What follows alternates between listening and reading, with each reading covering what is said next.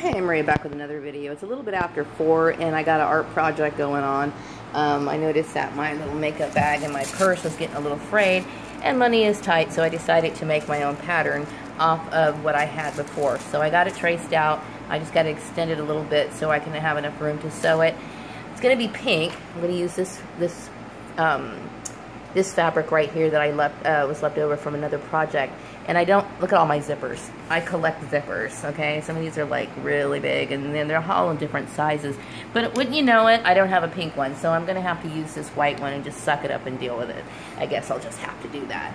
So anyway, I wanted to make this video because I was thinking about how, you know, the circular knot ideas and thought processes of narcissistic people.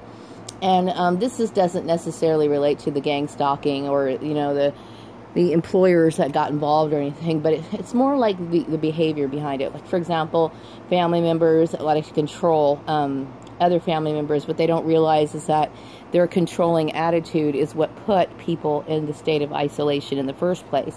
And oftentimes, like, you know, like, for example, the mobbing situation that occurred over at my job in Chatsworth, as well as the place in the farm that I was working at, and then of course, you know, the mild forms of it that happened after the other jobs. What they don't understand is see, what they want you to do is they want you to assimilate. They want you to assimilate to and be warmed up to them for some reason. Obviously, it's not a sincere relationship, and so they use tactics like force, manipulation, control, and other sorts of tactics, which I'm sure that this was initiated by my family. Of course, you know, that's the epitome of narcissism right there. But the thing is that then they get forceful with you. Like, for example, they might make a threat to you.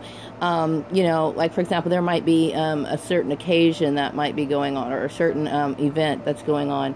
And they notice that you're not the kind of person who's participating in any of the activities. You know, you're kind of withdrawn, you're kind of to yourself, and for good reason, because they put you there in the first place. But yet they want to, you know, when they want you to look normal, which I am very normal, okay? It's just I'm dealing with this situation right now. They use forceful tactics, like, for example, we're going to the fair and everybody's going, so you better go, or we're going to do this XYZ, whatever. And see, these tactics that they use is the very thing that puts you in this situation in the first place. So what the narcissist is really doing is they're trying to make you, to try to cover up, they're trying to cover up their mistake and try to make things look okay, you know, so that they don't look bad, okay? Always see through the narcissist plan, okay? And always understand that whatever idea that they conjure up there in their head, it's for them to look good, so that everything looks okay. There's a lot of abuse that everything that comes out of a narcissistic mouth or a narcissist's mouth is pretty much aimed to abuse you. Every idea that they conjure up in their head is to abuse you, okay? That's the only way and the only form of communication that they fully understand. Now, I'm sure that people in this town probably think, oh, she's a hermit. Okay, and then they wonder why, you know, they wonder why. Well, obviously, you know, when you go into a store and people are acting weird and, you know, they behave this way, and then they want to know why you don't want to be their friend. You know what I mean? And so that just goes to show you. I'm not saying everybody's like that, but that's the typical idea of a narcissistic person, you know, because the whole goal of it is to control you. You know what I mean? So like in my family's case, they probably wonder, why isn't she on Facebook? How come she's not talking to anybody? Because they conjure up all this bullshit. And then when you decide to leave Facebook, and then you know, they want to follow you, and they want to create all this other stuff, and then they want to know why you're not, you know, hanging out, why you're not being social. It's because of them, you know? So everything that a narcissist criticizes you for is basically their own fault, you know? And it's so true.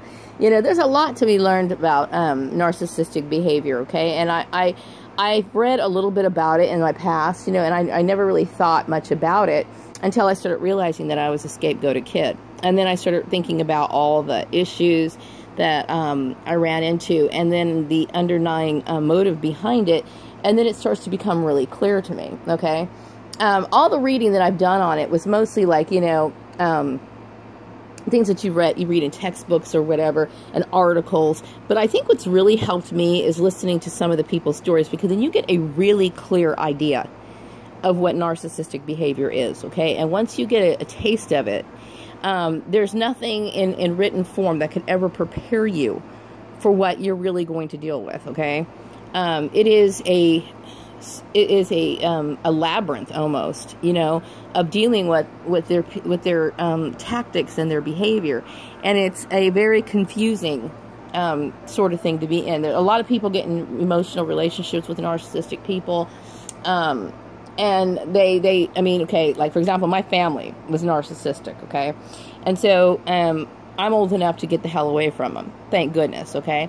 But, you know, oftentimes, because there's a lot of repeated patterns for people who are victims of abuse, they gravitate towards a narcissistic relationship or whatever. And some people have gotten into romantic relationships with narcissistic people. And I will tell you, these people have run their partners into the ground, okay? Literally destroyed these people from the inside out. And, well, my family did that to me too. But, you know, I'm just saying, it's just like, you know, in my case, you know, the choice and chance thing, I was, you know, born into that family by chance. I have a choice to leave it, okay? But some people make a conscious decision to be with a narcissistic person. And then you think, and oftentimes they use manipulative tricks. Like, you know, there's a lot of love bombing that narcissistic people use. And I noticed that this was going on a lot, like in my jobs. Like, for example, one time my boss, while I was in Chatsworth, came in, she brought me flowers, okay? And I knew something was really strange about that. Because oftentimes, narcissistic people, or people who have a guilty conscience, they feel kind of bad a little bit about what they're doing, but at the same time, they feel like giving you a small token is going to somehow relieve their guilt, okay? This is a very common thing. And the love bombing is just to get further control over you. You know, like there's been people at work that would come up to me, and they would say stupid things, inappropriate things like, God, we love you. Now, I'm going to tell you what, if you don't really know me that well, you don't have that great of an idea of me, or, you know, whatever, to hear something like that is just like, whoa, you know, that's a little strange. And so you can detect the love bombing, okay? But they don't sincerely mean it. It's for you to be drawn in so they can roll over you. You know what I mean? So you got to be very careful about narcissistic behavior, okay? Because it's out there, and it's far more common than we're allowed to believe, okay?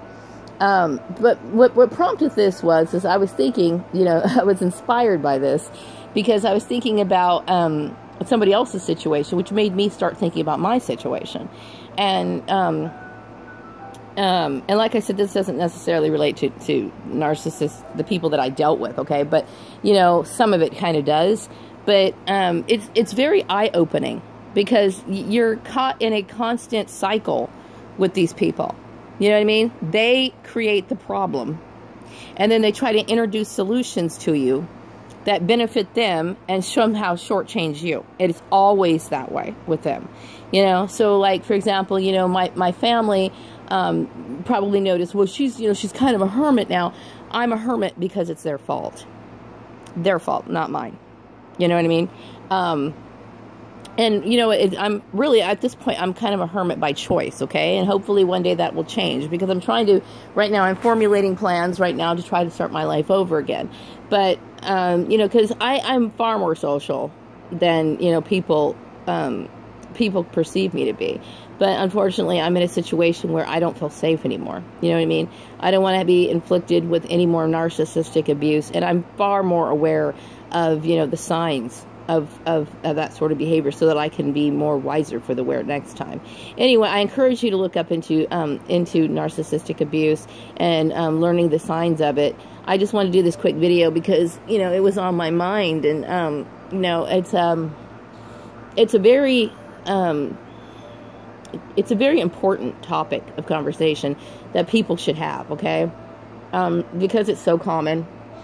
And because so many lives get destroyed, and people are whirling around in states of confusion in all forms of their relationships because of it, it's better that they gain knowledge on it so that they can protect themselves from that kind of abuse.